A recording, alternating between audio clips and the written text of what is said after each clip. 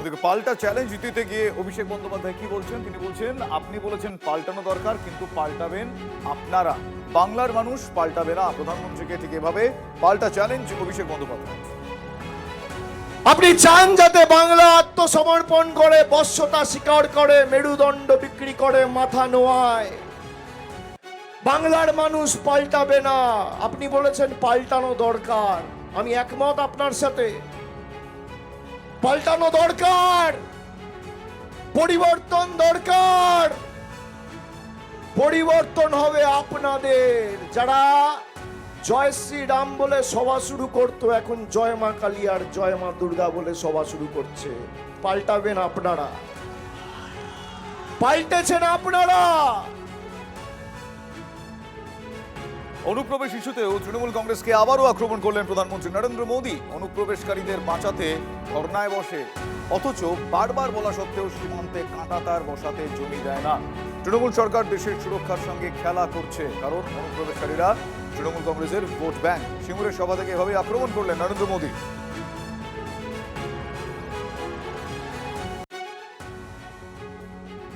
यहाँ के नौजवानों को खास तौर पर बहुत सावधान रहना है।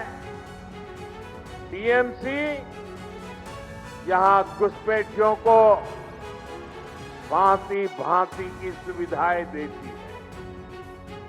घुसपैठियों को बचाने के लिए धरने प्रदर्शन करती है। आप याद रखिए, टीएमसी को घुसपैठिए इसलिए पसंद है क्योंकि वो इनके पक्के वोट बैंक हैं। घुसपैठियों को बचाने के लिए टीएमसी किसी भी हद तक जा सकती है। बीते 11 वर्षों से केंद्र सरकार टीएमसी सरकार को बार बार चिट्ठी लिख रही है कि बंगाल के बॉर्डर पर फेंसिंग लगानी है, इसके लिए जमीन चाहिए, लेकिन टीएमसी को कोई फर्क नहीं पड़ता।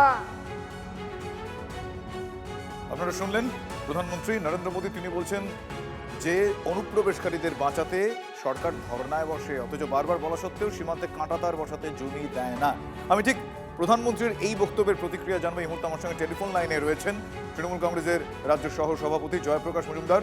জয়প্রকাশ বাবু, প্রধানমন্ত্রীর এহেন মন্তব্যে কি প্রতিক্রিয়া দেবেন, কি বলবেন?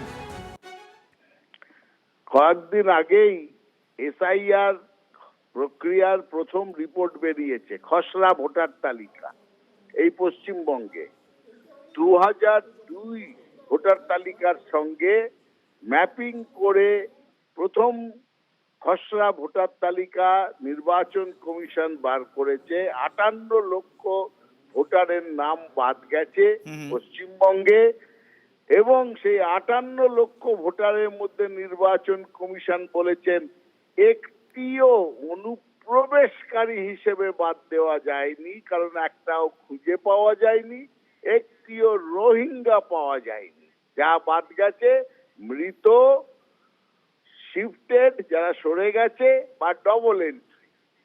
তাহলে কে ঠিক বলছেন, নির্বাচন কমিশন না এই মুখ্যমন্ত্রী, এই প্রধানমন্ত্রী দাঁড়িয়ে এক ঝুড়ি মিথ্যে কথা বলে যাচ্ছেন দেশের প্রধানমন্ত্রী হওয়া সত্ত্বেও?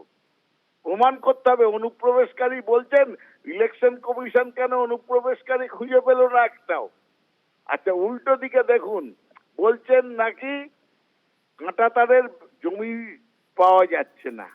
আচ্ছা, তাহলে 1000 কোটি টাকা করে বর্ডার সিকিউরিটি ফোর্স কাদের জন্য মাইনে দিয়ে রাখা হয়েছে?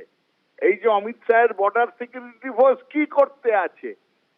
যে যারা দেশের সীমান্ত রক্ষা করতে পারে না, তাদের কোনো অধিকার নেই কেন্দ্রীয় সরকারে থাকা। বুঝতে পেরেছি আপনার প্রতিক্রিয়া। ধন্যবাদ জয়প্রকাশ বাবু।